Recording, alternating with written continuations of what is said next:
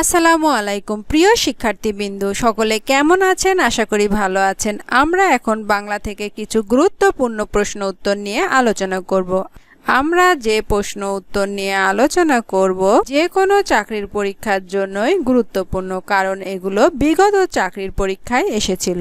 তো প্রথমে যে প্রশ্নটি থাকছে সেটি হচ্ছে, বাংলাদেশের পাহাড় শ্রেণী যে ভূতাত্ত্বিক যুগের ভূমিরূপ? টারশিয়ারি যুগের। উত্তর টারশিয়ারি যুগের। বাংলাদেশের সীমানা থেকে ফারাক্কা বাঁধের দূরত্ব 16:5 কিলোমিটার। উত্তর ফারাক্কা বাঁধের দূরত্ব 16:5 কিলোমিটার। শোয়াজ অব নো গ্রাউন্ড খাতটি অবস্থিত বঙ্গোপসাগরে। উত্তর বঙ্গোপসাগরে। 21শে নভেম্বর 2025 বাংলাদেশে অনুভূত ভূমিকম্পের উৎসস্থল কোথায় ছিল? মাধবদী, নরসিংদী। উত্তর মাধবদী, নরসিংদী। বাংলাদেশের ছিটমহলগুলো ভারতের পশ্চিমবঙ্গের কোন জেলায় অবস্থিত? উত্তর কুচবিহার জেলায় 47টি এবং জলপাইগুড়ি জেলায় 4টি। তিস্তা বাঁধ বাংলাদেশের কোন জেলায় অবস্থিত? উত্তর লালমনিরহাট। কাপ্তাই বাঁধের কারণে প্লাবিত পার্বত্য চট্টগ্রামের উপত্যকা এলাকার নাম কি? কাপ্তাই লেন। উত্তর কাপ্তাই লেন।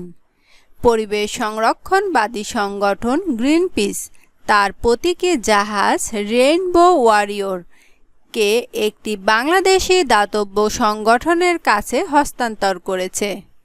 জাহাজটির নতুন নাম কি? রংধনু। উত্তর রংধনু। এই প্রশ্নটি অত্যন্ত গুরুত্বপূর্ণ এবারে সমাজসেবা অধিদপ্তরের পরীক্ষার জন্য। দুবলার চর কোথায় অবস্থিত? সুন্দরবনের দক্ষিণ উপকূলে। উত্তর সুন্দরবনের দক্ষিণ উপকূলে।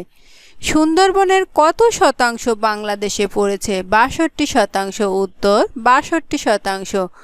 ঐতিহ্যবাহী হাকালুকি হাওর বাংলাদেশের কোন জেলায় অবস্থিত? সিলেট ও মৌলভীবাজার। উত্তর সিলেট ও মৌলভীবাজার হাকালুকি হাওর অবস্থিত। বাংলাদেশের মধ্যভাগ দিয়ে অতিক্রম করেছে কর্কট ক্রান্তি রেখা। উত্তর কর্কট ক্রান্তি রেখা।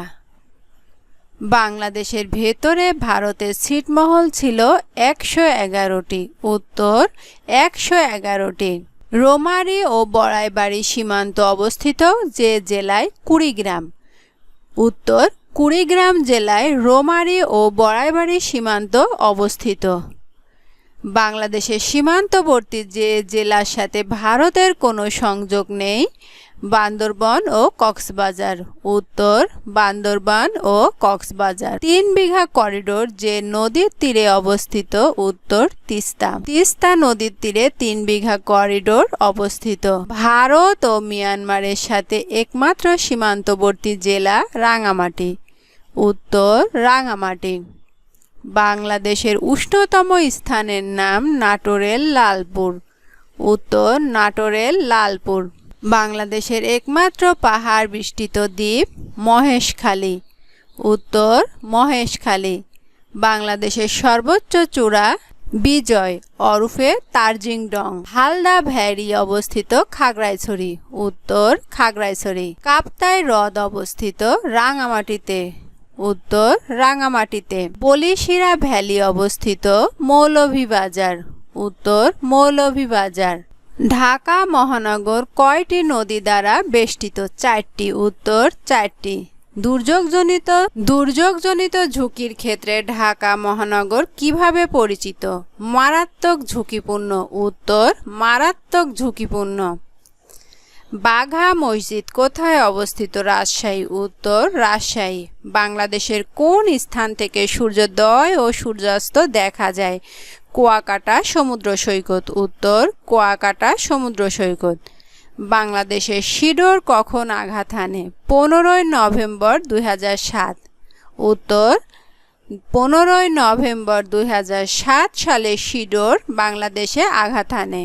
গ্রাউন্ড টাং রোড কোথা থেকে শুরু হয়? সোনারগাঁ। উত্তর সোনারগাঁ। আয়তনে বাংলাদেশের বৃহত্তম জেলা? রাঙামাটি। উত্তর রাঙামাটি। মুজিবনগরের অবস্থান? মেহেরপুরের বৈদ্যনাথ তলায়। উত্তর মেহেরপুরের বৈদ্যনাথ তলায়। বাংলাদেশের লোকশিল্প জাদুঘর কোথায় অবস্থিত? সোনারগাঁয়ে। উত্তর সোনারগাঁয়ে। ইনানী সমুদ্র সৈকত কোথায় অবস্থিত? কক্সবাজার। উত্তর কক্সবাজার। বাংলাদেশের শস্য ভাণ্ডার হিসাবে পরিচিত কোন জেলা? উত্তর বরিশাল। ঢাকার প্রতিপাদ স্থান কোথায়?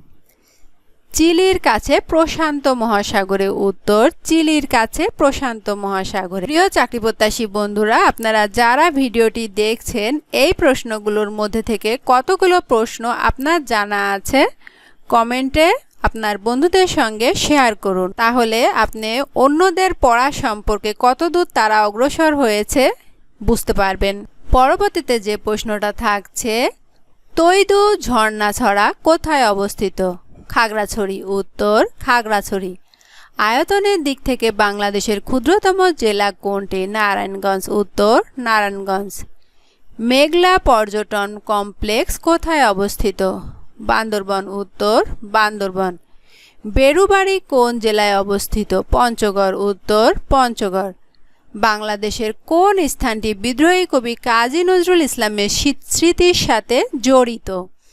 উত্তর দড়িরামপুর ত্রিশাল। উত্তর দড়িরামপুর ত্রিশাল। বাংলাদেশের একমাত্র প্রবাল দ্বীপের নাম কি? সেন্ট মার্টিন। উত্তর সেন্ট মার্টিন। কুয়াকাটা সমুদ্র সৈকত কোন জেলায় অবস্থিত? উত্তর পটুয়াখালী। কুয়াকাটা সমুদ্র সৈকত পটুয়াখালী অবস্থিত। আজ এই পর্যন্তই। ভিডিওটি দেখার জন্য সকলকে ধন্যবাদ।